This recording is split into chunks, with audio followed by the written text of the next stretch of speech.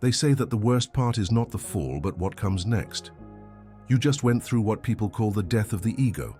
Perhaps it was a spiritual awakening that destroyed all your certainties, a personal crisis that sprayed the identity you thought you knew, or simply years of internal struggle that finally collapsed the masks you had been using. If you feel lost in silence, floating in a vacuum where there are no clear goals, defined impulses, or even a solid me to fight, I want you to know something crucial. You are not alone, you are not broken, and this disconcerting confusion has a deeper meaning of what you imagine. Carl Jung, the psychologist who revolutionized our understanding of the human psyche, understood these existential disorientation phases better than anyone. He did not see them as the end of something, but as the painful but necessary beginning of something infinitely more real and authentic.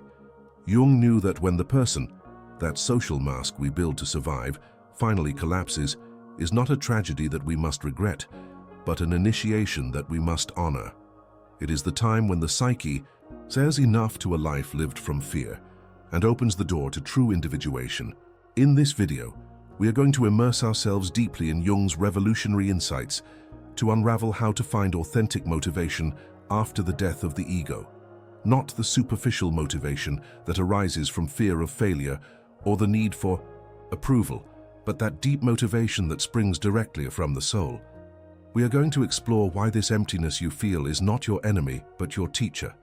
How the resistance to your emotions keeps you trapped more than the emotions themselves, and why the true creative force resides precisely in that shadow that you have been trying to avoid. Stay with me, because what you are going to discover can completely transform the way you see your current process, your apparent lack of motivation, and your day towards becoming who you really are. This is not information that you will find in conventional self-help books. It is deep wisdom about the most intimate mechanisms of human transformation, and it can be exactly what your soul has been waiting to listen. Do you know that moment when everything simply stops? When the life you built, the goals you pursued, the identity you loaded as a protective shield suddenly disintegrates before your eyes?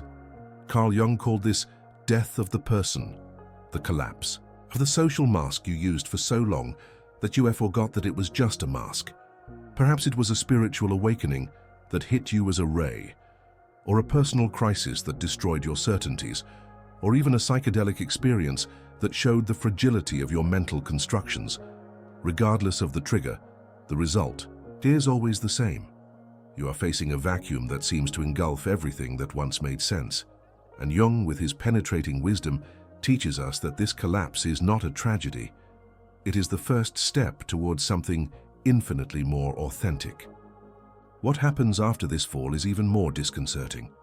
Initially, a feeling of peace may arise, almost relief, as if you finally had permission to stop playing a role that was never truly yours. But then comes the void, deep and scary. You wake up in the morning, and you don't know who you are, what you want, or why you should get out of bed. The objectives that previously motivated you seem to belong to another person, a version of you that died along with the ego. Jung understood that this state is not depression in the clinical sense. It is an existential disorientation, a time when the psyche is reorganizing at such a deep level that consciousness cannot follow the rhythm. It is as if you were an actor who left the stage in the middle of the work and suddenly realized that he no longer remembers his lines, because the character he was ever interpreting was really you. Many people are trapped in this limbo, waiting for the constant lighting they imagined would come after awakening. But instead of clarity, they find confusion. Instead of purpose, they find a vacuum that resonates with unanswered questions. Jung knew that this period of disorientation is inevitable because the death of the ego reveals how much of our lives it was guided by fear. Fear of not being accepted, fear of not being loved, fear of not being enough. The person, that social mask we build from childhood, was our emotional survival strategy. When it falls, we are naked before ourselves, and this psychic nakedness can be terrifying. But Jung reminds us that it is exactly in this vulnerability where the seed of our true individuation resides. In this state of emptiness, the ancient motivations, success, popularity, external recognition, completely lose their meaning. It is not that you have become lazy or depressed. It is that your psyche has crossed a threshold from which there is no return. Jung saw this point as a crucial crossroads.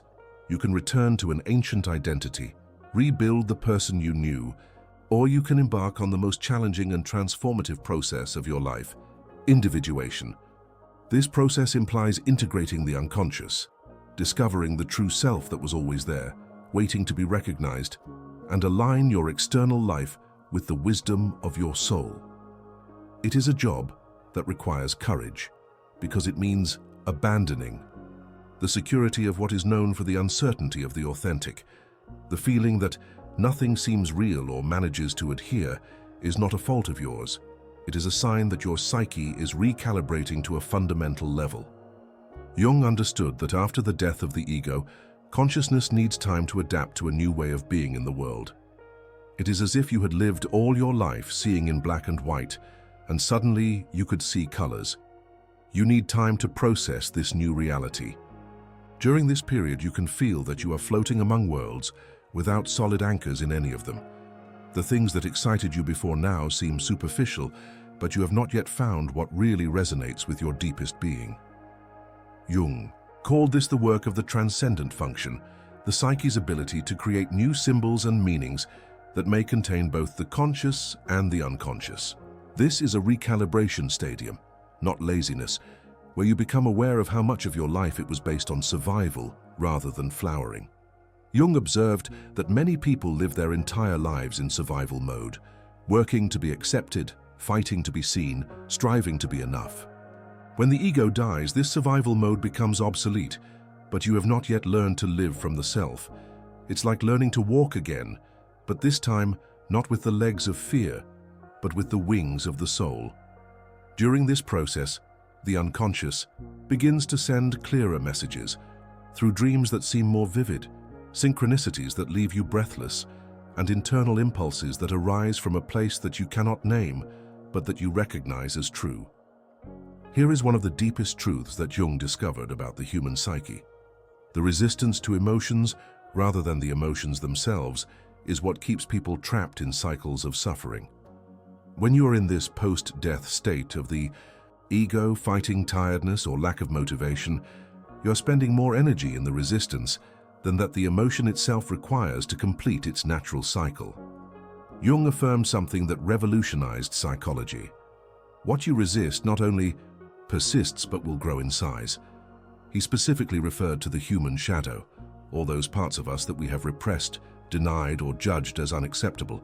When you resist tiredness, when you fight against demotivation, when you judge yourself for not being productive, you are feeding exactly what you want to escape. Allow you to feel the emotions fully, tiredness, demotivation, even hopelessness, without judgment, creates a sacred space where these energies can move and transform. Jung understood that emotions are pure energy waiting to complete its cycle. Sadness is the processing of non-crying losses. Rage is the protection of unpeamed. Limits fear is the security system alerting you about real or imaginary threats. When you suppress these emotions, when labeled as negative or incorrect, you push them towards the shadow where they accumulate and ferment, creating complexes that then sabotage your life in ways that you cannot consciously understand. The emotional suppression you learned in childhood, when they told you that you would not cry, that you would not get angry, that you were not afraid, created the foundations of your current shadow. The way to the emotional integration that Jung proposes is not easy, but he is liberating. It means sitting with your tired without trying to fix it immediately. It means allowing demotivation to be present without becoming evidence of your failure. When you stop fighting these experiences, and instead you receive them with compassionate curiosity, something magical happens. They begin to reveal valuable information about what your soul really needs. Maybe tiredness is telling you that you have been living the life of another person. Maybe demotivation is pointing out that your goals were never truly yours. Jung knew that our difficult emotions are often the wisest messengers of our unconscious, trying to guide us back to our authentic path. Here lies one of Jung's most revolutionary insights. True strength, creativity, and authenticity are not in the perfect light of consciousness, but in the shadow, under all those layers of should. and should not that you have accumulated throughout your life. Those feelings of demotivation and tiredness that you are experiencing are not obstacles that need to be eliminated. They are fuel waiting to be transformed when you feel fully instead of trying to fix them. Jung discovered that the shadow contains not only our negative repressed aspects, but also our unpasted gifts, our wild creativity, our raw authenticity. When you learn to play with the paradox, for example, writing about the productive power of doing nothing, you are accessing this creative energy that lives in the tension between the opposites.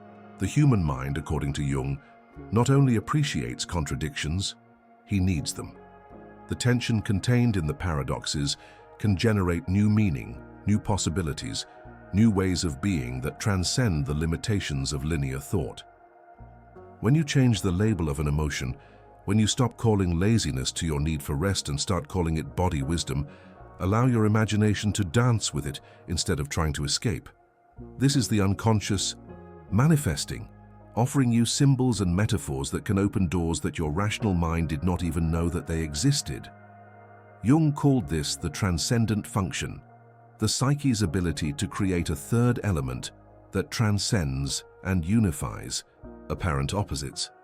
Working with the shadow in this way requires a fundamental change in how you relate to yourself. Instead of being the internal critic that constantly evaluates and judges your experience, you become the curious observer who asks, what is trying to emerge here? What do you want to be born through this apparent darkness? Jung knew that our most creative moments often arise from our most difficult periods, not despite them, but precisely through them. Demotivation can be the way your soul tells you to stop pursuing goals that were never yours. Tiredness can be the invitation to rest deep enough to listen to the voice of your true self. Confusion can be the fertile space where new possibilities are being taken, waiting for the right time to emerge. The way after the death of the ego is not about forcing or pushing, it is about learning to listen deeply. Jung clearly distinguished between the ego, the part of us that identifies with roles, achievements, and the image we project to the world, and the self, with capital S, the totality of our being that includes both the conscious and the unconscious, both the light and the shadow, both what is known as the potential not done. The self is what Jung called the soul project, the archetypal template of who you are destined to be when all the layers of conditioning have detached themselves. This self is not a goal to achieve, but a presence to recognize, a wisdom that already lives within you, waiting to be consulted instead of ignored. The self communicates with you in ways that the rational mind often discards as coincidences or imagination. Jung knew that dreams are direct letters of the unconscious, full of symbols and messages about your next evolutionary step. Synchronics, those moments when the external world seems to perfectly reflect your internal state, are signs that you are aligning with the natural flow of your individual. The internal impulses that arise from a place that you cannot name, but that you recognize as true, are the voice of the self, trying to guide you towards a more authentic expression of who you really are. The motivation that arises from the self feels different, does not come from fear or the need to try something, but from a deep resonance of something that feels real and significant, even if it is subtle. Trusting these impulses is perhaps the most difficult of all because it goes against all cultural conditioning that values logic, productivity, and measurable results above intuitive wisdom. Jung understood that modern culture had created an artificial division between the mind and the soul, between what we must do and what we really want to do. The soul operates by alignment, not by limit dates, by resonance, not by obligation, for love, not for fear. When you honor your internal energy, when you rest when you need to rest, when you believe when you feel the impulse to create, when you remain silent when your soul needs silence, allow the will to act to return in a way that feels significant and sustainable. The final objective is not to eliminate the ego, but to integrate it into the service of the self, so that the structure serves the soul instead of enslaving it, leading you to a life of authentic expression and deep alignment. What we have explored together on this trip through the insights of Carl Jung about the death of the ego and the rediscovery of authentic motivation are not only theoretical concepts, they are maps to navigate one of the most challenging and transformative territories of human experience. Jung taught us that what you experience after the death of the ego, that void, that disorientation, that apparent lack of purpose, is not a failure in your system, but a deep recalibration of your psyche towards something infinitely more real and authentic. When you learn to hug the paradox, integrate your shadow, and to listen to the subtle communications of yourself, not only regain motivation, you discover a completely new way of being in the world, one that arises from the soul instead of fear. Remember that individuation is not a destination you get, but a process that you live. Every moment of confusion, each period of apparent stagnation, every internal impulse that you cannot explain rationally, all are part of your soul, communicating with you, guiding you towards a more complete expression of who you really are. Jung knew that this path requires courage, not the courage to conquer the external world, but the courage to trust your inner world, to honor the rhythms of your own psyche, and allow your life to become an authentic expression of your deepest self. Now I want to listen to you. What part of this exploration about the death of the ego and the process of individuation resonated more deeply with you? How is your own rediscovery day manifest after the collapse of old identities? Have you noticed those subtle communications of yourself through dreams, synchronicities, or internal impulses that you cannot explain but feel true? Share your experience in comments. Your story not only matters, but it can be the light that another search engine needs to continue its own path of individuation. If this content touched something deep in you, if you felt seen and understood in your process, I invite you to subscribe in the name of the channel and activate the notifications. This is a sacred space for deep thinkers, for soul seekers, for those who are tired of pretending that everything is fine when they are going through a fundamental transformation inside. Here we explore the truths that are rarely said out loud, the processes that society does not understand, and the paths that Jung illuminated for those brave enough to walk them. Like this video if you helped you better understand your own process, and share it with someone who can be sailing these deep waters of personal transformation.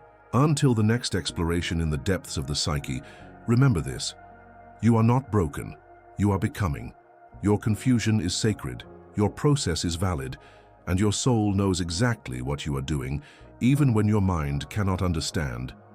Trust the process, honor your internal rhythm, and never forget that your authentic light is exactly what this world needs.